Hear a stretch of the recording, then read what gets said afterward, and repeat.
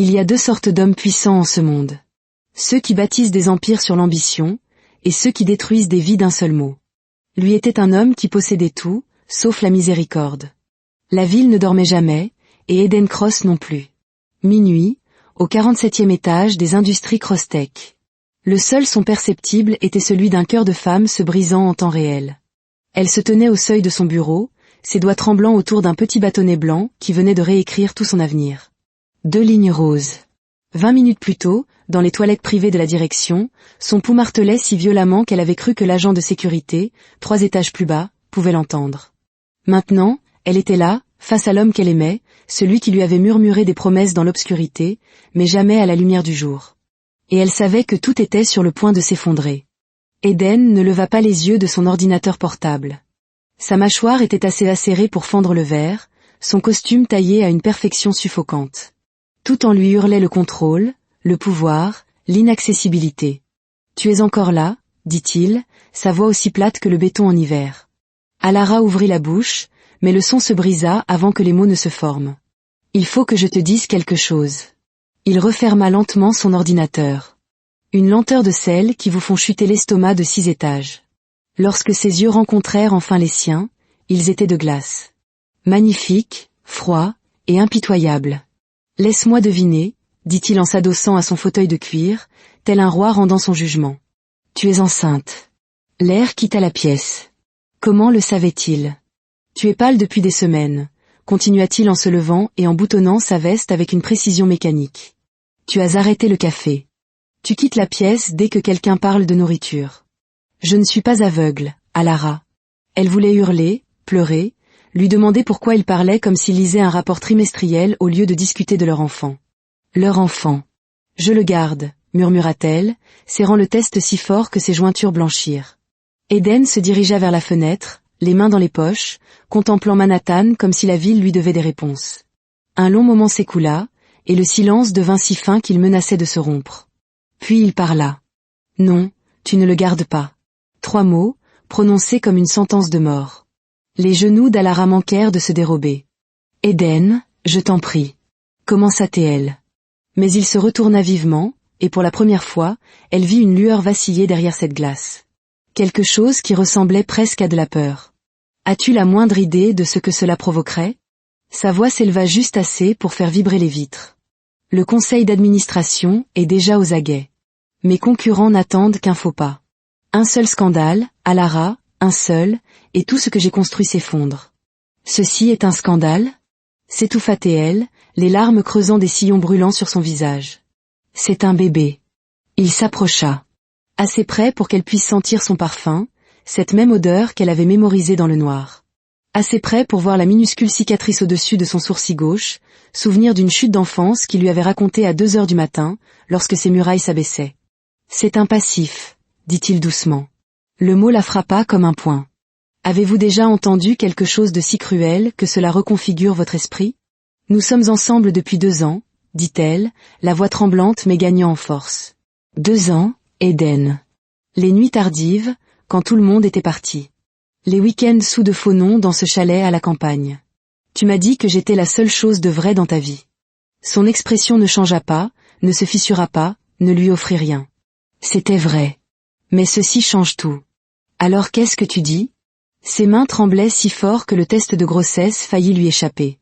Mets-y un terme, dit-il en se rapprochant encore, sa voix s'abaissant jusqu'à devenir presque tendre, presque humaine. Je couvrirai tous les frais. Les meilleurs médecins, en privé, en toute discrétion. Et quand ce sera fini, nous reviendrons à ce que nous étions avant. Alara le dévisagea comme si elle voyait un étranger portant le visage de l'homme qu'elle aimait. Et si je ne le fais pas ? Sa mâchoire se contracta, un muscle saillant sous la peau. Alors tu es seul. Dehors, la ville clignotait et respirait, 47 étages plus bas, indifférente à un cœur qui se brisait. Elle baissa les yeux sur le test dans sa main. 2 lignes roses. Tout un univers en 2 lignes roses. Quand elle releva la tête, ses larmes avaient cessé de couler, remplacées par quelque chose de plus dur. « Je croyais te connaître, » dit-elle doucement, chaque mot pesé. « Je croyais que l'homme qui m'a tenu dans ses bras quand j'ai pleuré la mort de ma mère était réel. L'homme qui riait de mes blagues nulles. L'homme qui disait n'avoir jamais ressenti ça pour personne. » Alara, commença-t-il, mais elle secoua la tête. Mais il n'est pas réel, n'est-ce pas? Il n'était qu'une autre version d'Eden Cross. La version que tu revais quand ça t'arrange. Tu ne comprends pas la pression que je subis, dit-il. Et un instant, il parut presque désespéré. Non, dit-elle, sa voix se raffermissant, s'aiguisant comme une lame. C'est toi qui ne comprends pas ce que tu me demandes d'abandonner. Elle se tourna vers la porte. Je te donne une nuit, lança Eden derrière elle, la voix légèrement fêlée. Une nuit pour réfléchir clairement. Demain matin, tu m'annonces que tu y mets fin. Ou quoi? Elle jeta un regard par-dessus son épaule. Et à cet instant, elle ressembla à quelqu'un qu'il n'avait jamais vu. Quelqu'un qui venait de réaliser sa propre force. Tu vas me renvoyer? Détruire ma carrière? Vas-y, Eden. Tu as déjà détruit tout ce qui comptait. La descente en ascenseur fut comme une chute dans le vide. 47 étages de verre, d'acier et de rêves brisés. Quand les portes s'ouvrirent sur le hall, Alara sortit dans la nuit pluvieuse, son téléphone dans une main, le test de grossesse dans l'autre. De ses doigts tremblants, elle ouvrit son application bancaire. $847 sur son compte courant. Pas assez pour la caution d'un nouvel appartement. À peine assez pour les courses de la semaine suivante. Mais assez pour un billet de bus hors de cette ville. Le matin venu, son bureau était vide, son appartement vidé, et Eden Cross se retrouva seul, tenant entre ses mains la seule chose qu'il n'avait jamais appris à contrôler, le regret. Ce qu'Eden ignorait, ce qu'il ne pouvait imaginer, c'est qu'en s'éloignant de lui, Alara ne faisait que commencer son histoire. Et que 7 mois plus tard, au milieu d'un centre commercial bondé, tout ce qu'il croyait savoir sur le contrôle allait voler en éclats. Lorsque l'amour s'éteint, la survie commence. Le bus pour Ridgefield partit à 4 heures du matin. Alara regarda la ville disparaître à travers les vitres embuées de pluie, chaque kilomètre mettant de la distance entre elle et la vie qu'elle avait bâtie sur un espoir d'emprunt. Elle possédait $847, une valise, et 3 vies qui grandissaient en elle, sans même qu'elle le sache encore. Ridgefield n'était pas une destination, c'était une échappatoire. Une ville assez petite pour que personne ne pose de questions, et assez abordable pour que son argent puisse durer 2 mois, si elle était prudente. Elle trouva une chambre au-dessus d'une laverie automatique, un espace exigu à la peinture écaillée et au plafond taché d'humidité. Mais le loyer était de $400 par mois, et la propriétaire ne demandait pas de référence. Les jours se fondirent en semaines. Elle trouva un travail au Rosie's Diner, servant des œufs et du café à des camionneurs et des fermiers. À la 6e semaine, le saignement commença. Léger, mais suffisant pour l'envoyer au dispensaire gratuit où l'infirmière, après un rapide calcul, fronça les sourcils. Faisons une échographie, juste par précaution. Allongée sur le papier crissant, le gel froid sur son ventre, Alara regarda l'écran granuleux en noir et blanc s'animer.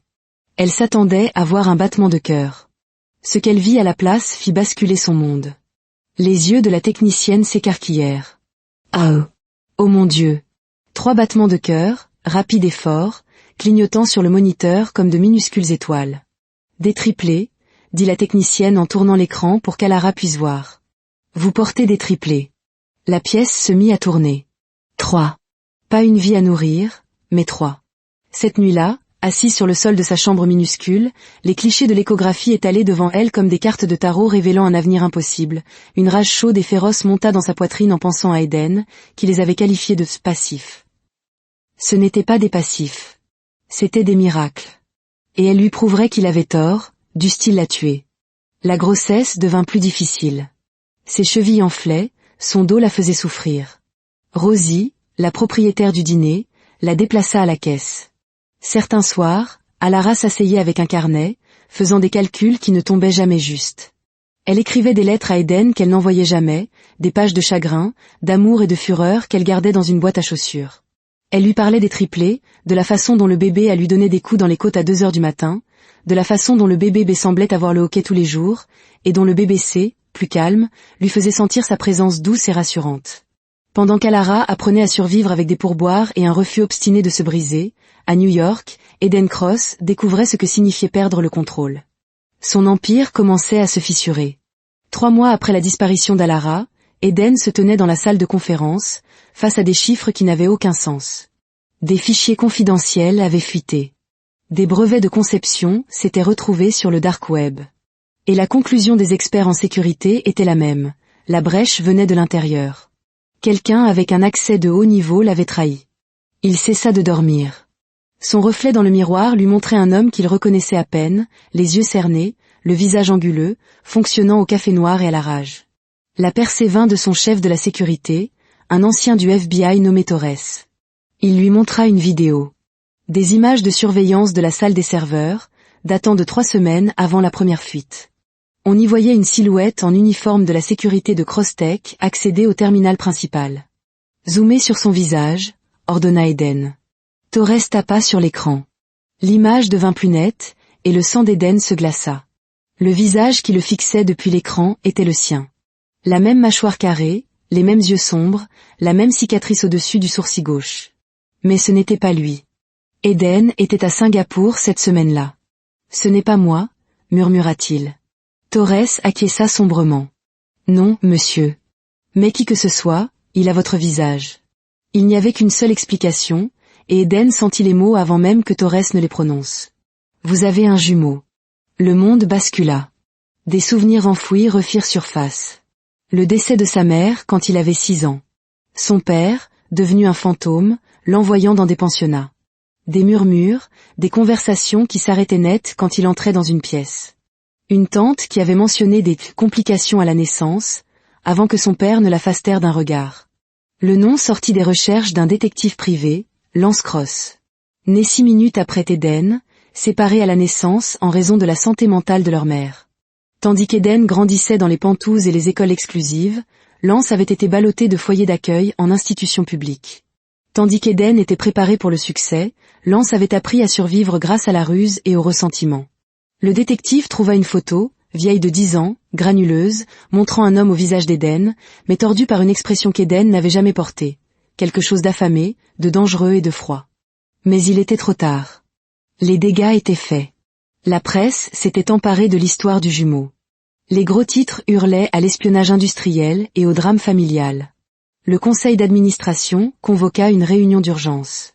Peut-être est-il temps d'envisager de vous retirer, suggéra un investisseur avec une fausse sympathie. Juste jusqu'à ce que la situation soit résolue. Ce qu'Eden ignorait, c'est que le chemin de Lance avait déjà croisé celui de la femme qu'il croyait avoir perdue à jamais. Pendant qu'Eden se battait pour sauver son entreprise, Lance était à Ridgefield, devant une laverie automatique, observant une femme enceinte aux yeux familiers monter péniblement les escaliers avec des sacs de course. Lance l'avait trouvé le premier, sous un faux nom, et avait déjà commencé à tisser une toile qui enchevêtrerait leurs 3 vies de manière inextricable. 7 mois plus tard, le destin les réunit dans la même pièce. Le centre commercial de Harbour Heights, un samedi après-midi. Eden était là pour une séance photo promotionnelle, une tentative de Crosstech de reconstruire son image publique. Il se tenait près d'une fontaine, forçant des sourires pour les caméras, quand il la vit. Une robe bleue, simple, en coton, qui épousait une silhouette changée mais reconnaissable entre mille. Alara Monroe, se déplaçant près d'un magasin de vêtements pour enfants. Et le cœur d'Eden s'arrêta. Elle avait l'air fatiguée, mais d'une beauté qui n'avait rien à voir avec le maquillage ou le style. Mais c'est ce qu'elle poussait qui fit converger sa vision en un seul point. Une poussette triple. Et dans chaque nacelle, un bébé d'environ 6 mois, avec des cheveux sombres et des traits qui coupèrent le souffle d'Eden. Ils avaient tous ses yeux. Il s'avança, comme tiré par des fils invisibles. Elle ne l'avait pas encore vu. Il s'approcha assez près pour voir les bébés clairement. 2 garçons et une fille. Tous avec ses yeux. Des yeux sombres et profonds. Ses mains se mirent à trembler. Elle les avait gardés. Tous. Il était à quelques mètres, la bouche ouverte pour prononcer son nom, quand un autre homme apparut. Grand, les cheveux sombres, vêtu d'un jean et d'une veste en cuir. Et quand il se tourna pour sourire à Alara, Eden sentit sa réalité voler en éclats. Le visage était le sien. La cicatrice, la mâchoire, tout. Mais l'expression était différente, plus douce, empreinte d'une chaleur qu'Eden n'avait jamais réussi à feindre. Lance. Son cerveau fournit le nom, hébété. Eden regarda, paralysé, Lance se pencher pour ajuster la couverture d'un des bébés. Il regarda Alara lui sourire avec une familiarité qui parlait de mois passés ensemble. Lance lui dit quelque chose qui la fit rire. Et Eden réalisa avec une horreur grandissante qu'elle ne savait pas. Elle pensait que Lance était lui. La tête de Lance se releva brusquement, et leurs regards se croisèrent. La reconnaissance fusa dans les yeux de Lance. Puis, autre chose. Un air de triomphe. Pendant 3 secondes, ils se fixèrent, reflets parfaits l'un de l'autre. Puis la main de Lance se posa sur l'épaule d'Alara, un geste possessif, protecteur, et il se pencha pour lui murmurer quelque chose à l'oreille. La tête d'Alara se tourna. Ses yeux trouvèrent ceux d'Eden. La couleur quitta son visage. Ses lèvres s'entr'ouvrirent sous le choc, la confusion vacillant dans ses traits alors que son regard faisait la navette entre Eden et Lance. Deux visages identiques, là où il ne devait y en avoir qu'un. « Lance », dit-elle, sa voix à peine audible. « Qu'est-ce qui se passe ? Qui est-ce » L'expression de Lance se mua en une inquiétude parfaitement jouée. « C'est de ça que j'essayais de te protéger », dit-il, assez fort pour qu'Eden l'entende. « C'est mon frère. » Le mot « frère » la frappa comme un coup. Elle recula d'un pas, la main sur la bouche. L'un des bébés se mit à pleurer. « Éloigne-toi d'elle », siffla Eden. Le sourire de Lance s'élargit. « Vraiment ? Demande-lui qui a pris soin d'elle ces 6 derniers mois. Demande-lui qui était là quand elle a accouché. Demande-lui qui ces bébés appellent leur père. » Le sol se déroba sous les pieds d'Eden. Il regarda Alara, qui pleurait maintenant en silence, essayant de calmer son enfant. « Alara, » dit-il, sa voix se brisant sur son nom. « S'il te plaît. » Mais elle secoua la tête, reculant avec la poussette, ses mouvements saccadés par la panique. « Je ne peux pas. » Lance passa un bras autour de ses épaules. « C'est bon. Allons-nous-en. » La sécurité apparut de nulle part, bloquant le passage d'Eden. « Monsieur, nous vous demandons de reculer. » À travers le mur de corps, il vit Lance guider Alara vers la sortie. Il la vit jeter un regard par-dessus son épaule, une expression mêlant peur, confusion, et ce qui ressemblait à de la trahison. « Attends !» hurla Eden, la voix rauque. « Alara, attends, laisse-moi t'expliquer. » Mais ils étaient partis. Que faites-vous lorsque vous voyez la vie que vous avez détruite, vécue par quelqu'un qui porte votre visage ? Il resta là, figé, pendant que son monde s'effondrait. Son téléphone vibra. Un SMS d'un numéro inconnu. Une photo. Lance et les 3 bébés. Sous l'image, 3 mots en majuscules, ILS sont à moi maintenant. Eden engagea la meilleure détective privée que l'argent puisse acheter. Découvrez tout, lui dit-il. 2 semaines plus tard, elle lui tendit une enveloppe dans un café de Brooklyn. Je l'ai trouvé à Ridgefield, dit-elle. Lance est arrivé il y a 6 mois. Il lui a dit qu'il s'appelait Ethan Monroe. Elle ne sait toujours pas. Il a joué le bon samaritain, payant le loyer, l'accompagnant aux rendez-vous médicaux. Il a été tout ce que vous n'avez pas été. Et les bébés ? Elle sortit un 2e document.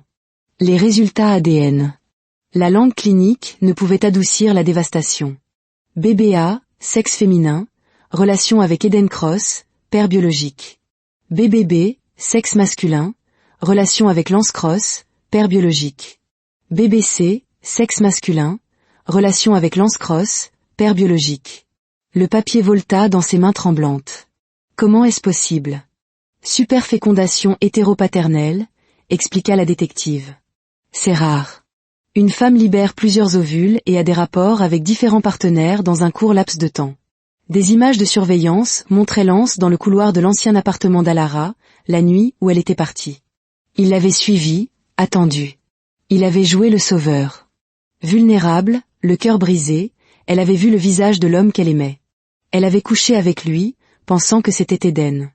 2 des bébés étaient ceux de Lance, conçus par un acte de tromperie si profond qu'il frisait l'agression.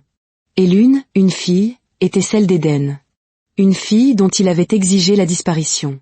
Le gala de Charité Harrington était le théâtre parfait pour l'implosion finale. Eden y alla avec une seule intention. Il trouva Lance près des tables de la vente aux enchères. « On doit parler », dit Eden, la voix basse. « Je sais tout », murmura-t-il plus près. « L'ADN. Le faux nom. » Le sourire de Lance était glacial. « Tu veux parler de mensonges, frère ? Parlons de celui que tu lui as dit quand tu as exigé qu'elle avorte de ton enfant. » Sa voix s'éleva, captant l'attention de toute la salle. « J'étais là quand elle n'avait nulle part où aller. J'ai aidé à élever ses enfants. Que as-tu fait, à part observer de loin comme un pervers ? » L'accusation toucha juste. La salle était silencieuse, les téléphones levés, filmant la dévastation privée devenue spectacle public. « Dis-lui la vérité », hurla Eden, alors que la sécurité intervenait. « Dis-lui qui tu es vraiment, ou je le ferai. » Le sourire de Lance s'élargit. « Vas-y. Dis-lui.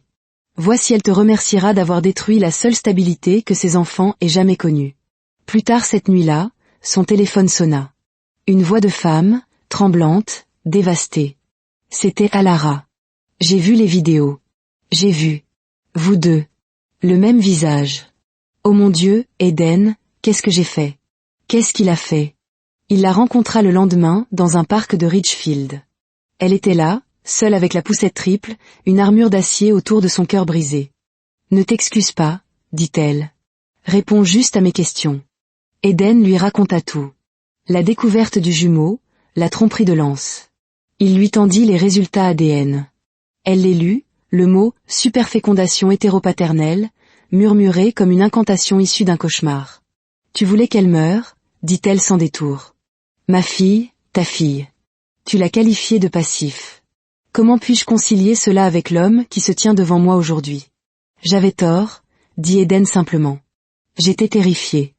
J'ai choisi mon empire plutôt que toi, et je l'ai regretté chaque jour depuis. Je ne demande pas à être son père.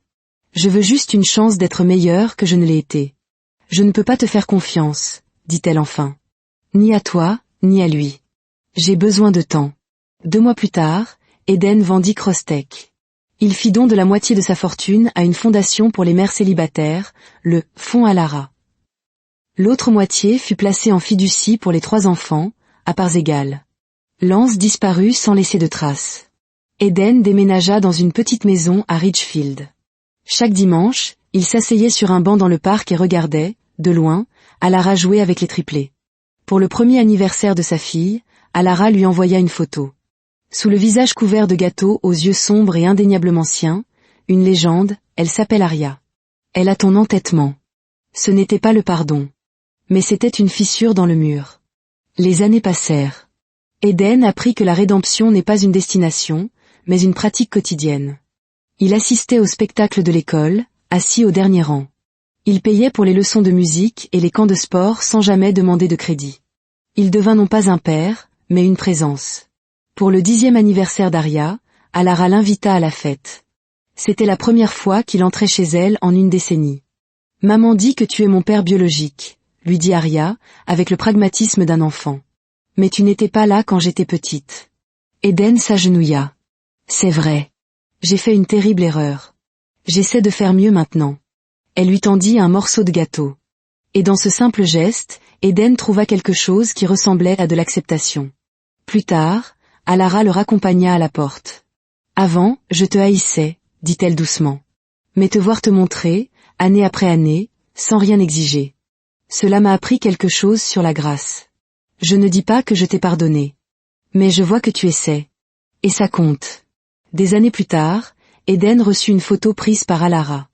Les 3 triplés, riant dans les vagues. La légende disait simplement, ils ont tous tes yeux. C'était sa façon de dire que, malgré tout, ce lien, aussi imparfait et fracturé soit-il, était réel. L'histoire ne porte pas sur les milliardaires ou les jumeaux. Elle demande si les gens peuvent changer. Si l'amour peut survivre après avoir été détruit pour être reconstruit en quelque chose de différent. Et si la rédemption est possible, même pour les erreurs qui altèrent à jamais le cours d'une vie.